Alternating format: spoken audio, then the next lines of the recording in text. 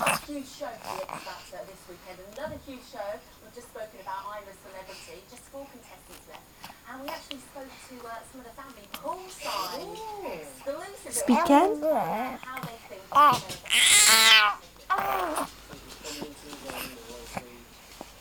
Reducing and the finishing line's coming into view. I think it's been wonderful. Really made us all proud. Let's hope it stays to the end, but you never know, it can be anybody's winner now. Mum's doing He's really speaking. well. I'm so proud of Mum. Hopefully she can go all the way. Last girl standing as well. I think Debbie's been doing amazingly well. Yeah, it's been hilarious watching it. But yeah, it's got so far already. I can't believe there's still a winner. Over there, the other two members of the will be guests later on.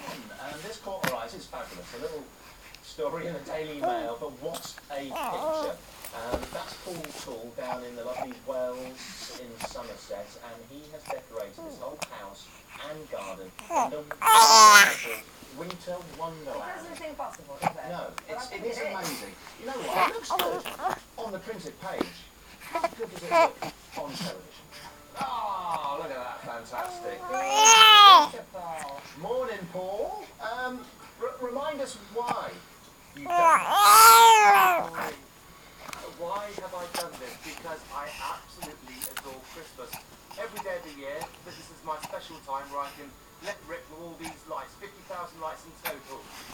It's just beautiful. Now, what do your neighbours think of it? Are they supportive of you? Do they think you're crackers? Well, I think you need to be a little bit crackers to put so many lights on. There's 19 houses.